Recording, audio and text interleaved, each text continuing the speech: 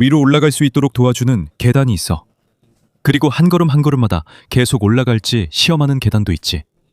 어떤 계단은 그냥 쉽게 오를 수 있어. 하지만 오늘 우리가 볼 곳들은 경치와 맞바꿔야 하는 대가가 남달라.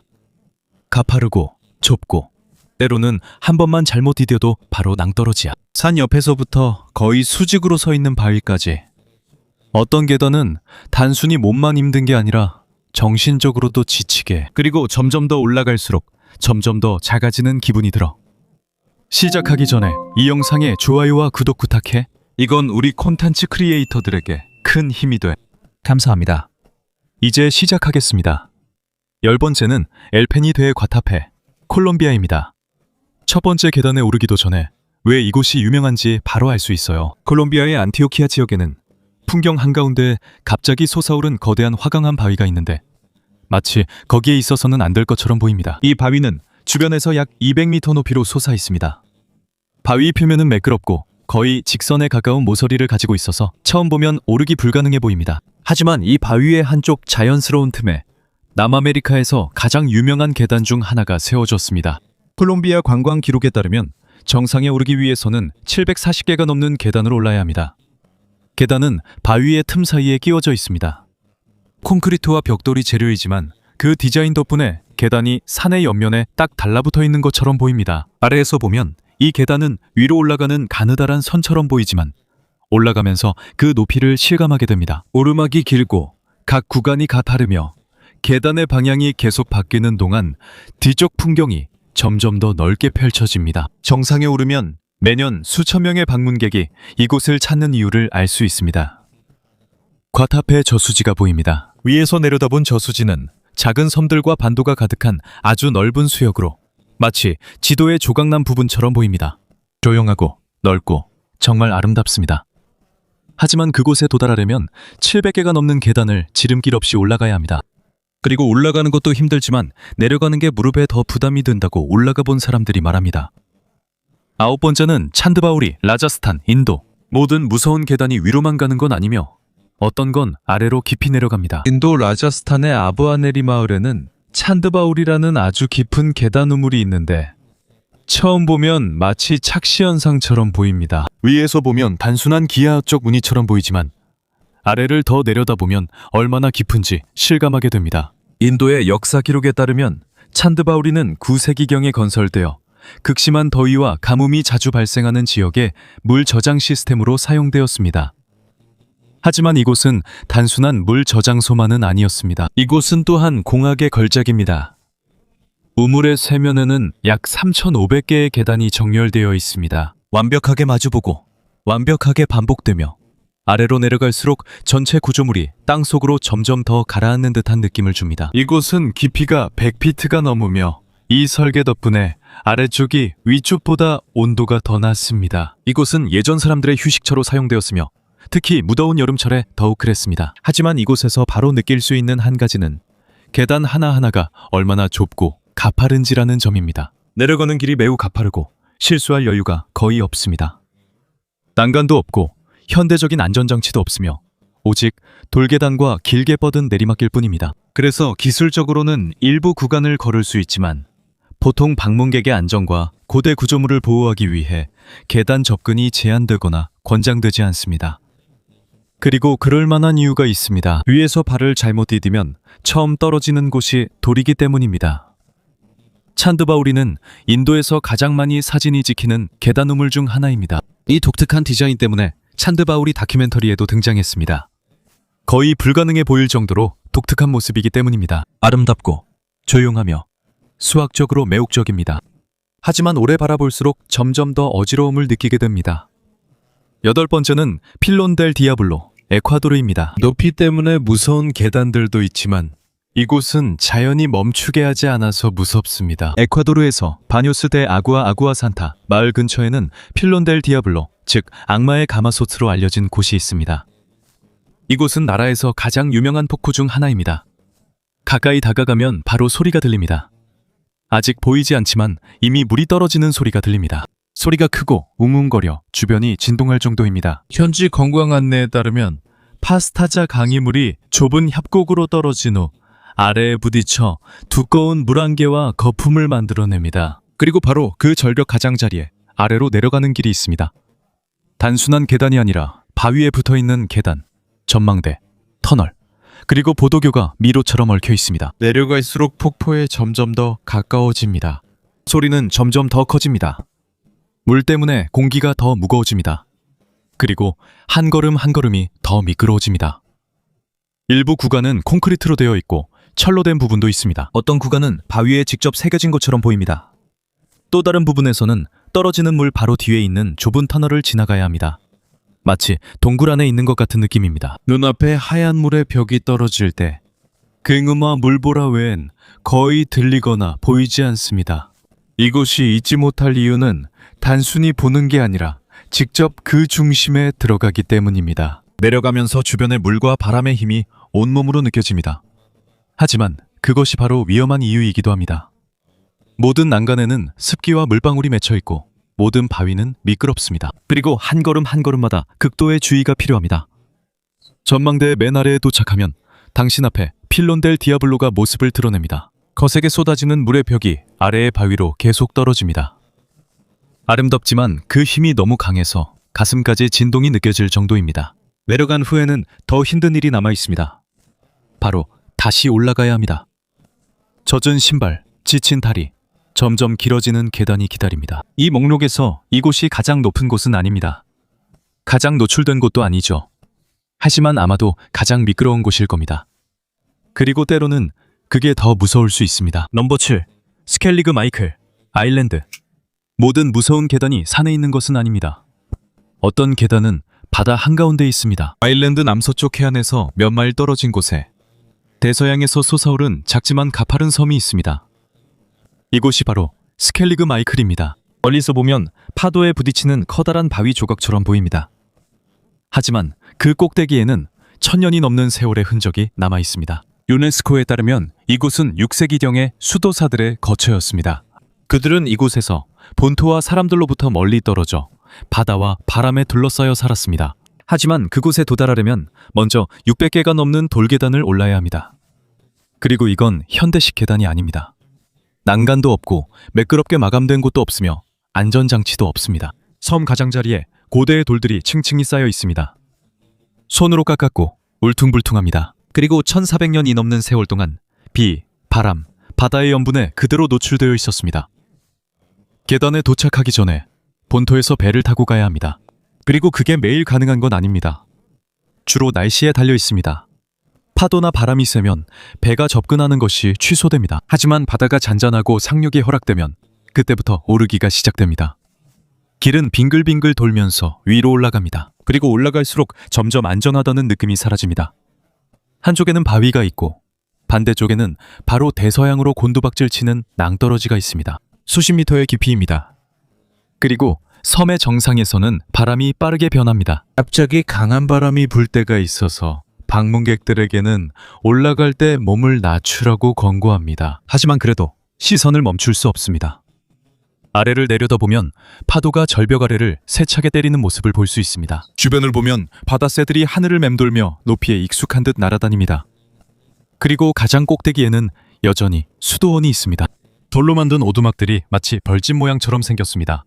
낮은 벽, 작은 기도실, 그리고 아일랜드에서 가장 외딴 곳 중 하나에 살기로 선택한 수도사들의 손으로 만들어진 구조물들입니다. 조용하고 바람이 많이 불며 거의 초현실적입니다. 현대에 들어서 이곳은 스타워즈 촬영지로 사용되면서 더욱 유명해졌습니다. 하지만 이곳의 이야기는 어떤 영화보다도 오래되었습니다. 관광지가 되기 전부터 이곳은 이미 고독, 신앙, 그리고 생존의 장소였습니다. 그리고 지금까지도 그곳에는 같은 계단, 같은 바위, 같은 절벽, 그리고 한 걸음만 잘못 디뎌도 바로 바다로 떨어질 것 같은 똑같은 느낌이 남아 있습니다. 넘버 6. 왓프라 탐수와 태국. 태국 남부의 끄라비주 한가운데에는 두 개의 전혀 다른 세계로 알려진 곳이 있습니다. 아래에는 정글로 둘러싸인 조용한 불교 사원이 있습니다. 위에는 끝이 없어 보이는 계단이 이어진 산이 있습니다. 태국 관광 기록에 따르면 호랑이 동굴 사원로 더 잘 알려진 와탐수아의 정상에 도달하려면 1200개가 넘는 계단을 올라야 합니다. 이곳은 단순한 문화유적지가 아닙니다. 육체적인 도전과 영적인 여정이 결합된 곳입니다. 산 기슭에 도착하자마자 몸을 감싸는 더위와 습기가 바로 느껴집니다. 공기는 무겁고 아직 시작도 안 했는데 땀이 금방 흐릅니다. 그리고 눈앞에는 석회암 절벽에 붙어있는 곧은 계단이 있습니다. 완만한 경사도 없고 쉬운 구간도 없이 곧장 위로 올라갑니다. 올라가면서 주변 풍경이 조금씩 변합니다. 아래쪽에서는 정글이 펼쳐집니다. 계단 옆에는 원숭이들이 앉아 있는데 오르기 힘들어하는 사람들에게 익숙해져 있습니다. 원숭이들에게는 이게 그냥 놀이처럼 보입니다. 사람들에게는 이야기가 다릅니다. 다리가 아프고 숨이 차오릅니다. 한 걸음 한 걸음 내디딜 때마다 얼마나 더 남았는지 더 실감하게 됩니다. 중간중간 쉴 곳이 몇 군데 있지만 길의 가파름은 발라지지 않습니다. 잠깐 쉬게 해주다가도 곧 다시 오르막이라는 걸 상기시켜줍니다. 올라가면서 점점 시야가 트이기 시작합니다. 정글의 울창한 수관이 사라집니다. 지평선이 넓어집니다. 멀리 거대한 바위처럼 줄지어선 석회암 절벽들이 보입니다. 그리고 위쪽으로 올라가면 햇볕은 여전히 뜨겁지만 더 시원한 바람이 느껴집니다. 길이 더 좁아지고 더 협소한 구간을 지나는 부분도 있습니다. 그곳에서는 계단의 각도 때문에 균형 잡기가 더 어려워집니다. 그리고 수백 계단을 오른 끝에 정상이 보이기 시작합니다. 플랫폼에 앉아있는 황금 부처상이 크라비의 전경, 산, 바다, 그리고 끝이 없는 그림 같은 정글을 내려다보고 있습니다. 정상은 조용합니다. 마치 갑자기 모든 것이 사라진 듯합니다. 오르막길의 소음도 들리지 않습니다. 하지만 몸은 또 다른 얘기죠. 땀과 떨림, 쉽게 가시지 않는 피로가 남아 있습니다. 그리고 경치를 바라보면서 이곳에 있는 대부분의 사람들이 같은 생각을 하고 있다는 걸 깨닫게 됩니다. 그 모든 계단이 과연 가치가 있었을까요? 그리고 완전히 쉴 틈도 없이 또 다른 도전이 기다리고 있습니다. 바로 내려가는 일입니다. 더 느리고 더 위험하죠. 그리고 땅으로 내려갈 때마다 무릎이 더 아파집니다. 5번 텐먼산, 중국. 5번 중국에는 높이뿐만 아니라 하늘로 통하는 자연의 문으로도 유명한 산이 있습니다. 텐먼산입니다. 장자제 지역의 관광 정보에 따르면 이 산은 해발 약 1500m에 달합니다. 그리고 이곳에서 가장 유명한 자연 형성물 중 하나는 텐먼 동굴, 즉 천국의 문이라고 불리는 거대한 바위 구멍입니다. 이 산에는 마치 하늘로 통하는 창문처럼 보이는 거대한 아치가 있습니다. 하지만 이곳을 가까이에서 보기 전에 반드시 거쳐야 할 것이 있습니다. 900개가 넘는 계단, 정확히는 999개의 계단입니다. 이 숫자는 그냥 정해진 것이 아닙니다. 중국 문화에서 숫자 9는 완전함과 장수를 상징합니다. 그래서 999는 하늘의 개념과 연결될 수 있는 가장 길한 숫자로 여겨집니다. 그래서 천국의 문으로 올라가는 계단은 단순한 공학적 선택이 아닙니다. 이것은 문화적 메시지이기도 합니다. 산 기슭에서 보면 계단이 곧게 보입니다. 곧장 위로 올라갑니다. 마치 구름까지 뻗은 선처럼 보입니다. 쉽게 오를 수 있는 지그재그도 없습니다. 곧장, 계속, 그리고 올라가면서 반복되는 느낌이 듭니다. 현지 관광 안내에 따르면 고도, 가파름, 그리고 거의 1000개에 달하는 계단의 반복이 이곳을 이 지역에서 가장 신체적으로 힘든 계단 오르기 중 하나로 만듭니다. 그늘도 별로 없습니다. 여름의 더위에는 발 아래 돌이 뜨거워집니다. 겨울의 추위에는 미끄러워져서 몸을 가누기가 더 어려워집니다. 각 계단마다 난간이 있지만 낮고 측면 노출을 완전히 막아주지는 않습니다. 위로 올라갈수록 점점 경치가 달라집니다. 땅이 사라지고 구름이 넓게 퍼집니다. 그리고 갑자기 장마치가 느껴집니다. 마치 사이가 있는 문처럼입니다. 천국의 문, 저자면 전혀 다른 일이 당신을 나타납니다. 천국의 만충 이렇게 정신을 나타납니다. 천국의 문 그정 그림만 정신을 나타납니다. 천국의 만충이 있습니다. 천국의 문에 저쪽에 정신을 나타납니다. 천국의 문치 전적으로 보는 날과 외에 달린 돌문처럼입니다. 천국의 문 발견 다른 길입니다. 전침에 매달린 다른 님이 당신을 나타납니다. 당신 앞에는 구름 아래로 펼쳐지는 장자재의 전경이 보입니다. 그리고 그 순간 서로 다른 메시지가 들려옵니다. 몸은, 특히 발과 다리가 너무 지쳐 있습니다. 여전히 숨쉬기도 힘듭니다. 하지만 마음은 모든 것이 같이 있었다는 걸 압니다. 그리고 같은 산에는 또 하나의 유명한 명소가 있습니다. 유리 스카이워크와 케이블카 시설은 관광 기록에 따르면 세계에서 가장 긴 것 중 하나로 꼽힙니다. 하지만 여기에 어떤 현대적인 구조물이 세워지더라도 진짜 도전은 여전히 같습니다. 바로 999개의 계단입니다. 여기서 한 걸음 한 걸음은 단순히 오르는 것이 아니라 천국의 문에 다가가는 여정입니다. 4위, 시기리아 스리랑카. 스리랑카 한가운데에는 평평한 평야에서 갑자기 솟아오른 거대한 바위산이 있습니다. 자연적으로 생긴 탑처럼 이질적으로 보이는 시기리아입니다. 스리랑카의 역사적 및 고고학적 기록에 따르면 이곳은 주변 평야에서 약 660피트 높이로 솟아오른 화산암 지형입니다. 그리고 5세기경 카시파 왕의 통치 아래 고대 왕실 요새의 중심지가 되었습니다. 하지만 이곳에서 가장 유명한 부분은 기슭이 아니라 바로 그 오르는 길입니다. 정상까지는 1200개가 넘는 계단이 있는데 이건 단순한 계단이 아닙니다. 처음에는 길이 옛 왕실 정원과 유적지를 지나갑니다. 이곳은 한때 물 시스템과 조경 테라스가 있는 호화로운 궁전 단지였다는 흔적들입니다. 더 올라갈수록 길이 점점 더 가파라집니다. 이곳에서는 바위 측면에 그려진 유명한 프레스코화도 볼 수 있습니다. 이 고대 예술 작품들은 약 1500년이 넘은 것으로 추정됩니다. 여기에는 거울벽이라 불리는 부분이 있는데 오랜 세월 방문객들이 글을 남긴 반질반질한 바위 표면입니다. 위로 올라갈수록 노출이 더 심해집니다. 양쪽의 낭떠러지도 더 깊어집니다. 예전부터 사람들이 지나던 그 좁고 얇은 공간을 더 실감하게 됩니다. 마지막쯤엔 사자문을 지나게 됩니다. 예전에는 정상으로 가는 입구에 바위에 새겨진 커다란 사자가 있었습니다. 하지만 지금은 사람보다 더 큰 그 사자의 발만 남아 있습니다. 여기서부터는 길이 더 가파르고 더 좁아지면서 정상까지 이어집니다. 정상에 오르면 옛 왕궁의 유적이 펼쳐집니다. 여기에는 기초 구조물, 저수지, 정원 공간들이 남아 있어 이 바위 위에서의 삶이 얼마나 발전되어 있었는지 보여줍니다. 역사에 따르면 카시아파 왕은 이곳에서 여러 해 동안 살다가 그의 형제에게 패배했습니다. 그리고 결국 이곳은 정글에 의해 점차 사라지게 되었습니다. 현재 이곳은 유네스코 세계유산으로 남아있으며 남아시아에서 고대 공학과 권력의 과실을 보여주는 가장 극적인 예 중 하나입니다. 수백 년이 지난 지금도 그 계단은 여전히 그대로입니다. 곧장 위로 올라가야 하죠. 쉬운 길은 없습니다. 마치 소수만 정상에 오를 수 있도록 일부러 만든 것 같습니다. 세 번째는 제이콥스 레더, 세인트 헬레나입니다. 남대서양 한가운데에 세인트 헬레나라는 작은 섬이 있습니다. 이곳은 세계에서 가장 외딴 유인도 중 하나이며 나폴레옹 보나파르트가 유배된 곳으로도 유명합니다. 이 섬의 수도인 제임스타운에는 바로 눈에 띄는 계단이 있습니다. 제이콥스 레더입니다. 현지 기록에 따르면 이 계단은 마을 중심지에서 레더힐 정상까지 이어지며 아래에서부터 약 600피트 높이에 달합니다. 정확히 600피트입니다. 그리고 이 계단의 가장 독특한 점은 곧장 위로 올라간다는 것입니다. 곡선도 없고 지그재그도 없습니다.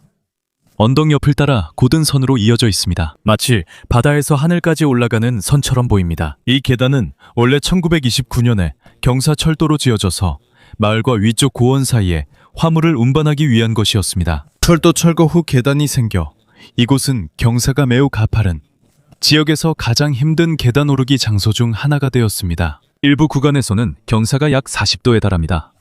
그래서 몇몇 계단에서는 다음에 올라야 할 계단이 무릎보다 더 높을 때도 있습니다. 아래에서 보면 계단 전체가 산 옆에 붙어 있는 모습이 한눈에 들어옵니다. 제임스타운의 풍경에 난 상처처럼 보입니다. 현지인들과 방문객들에게 이곳은 도전의 장소입니다.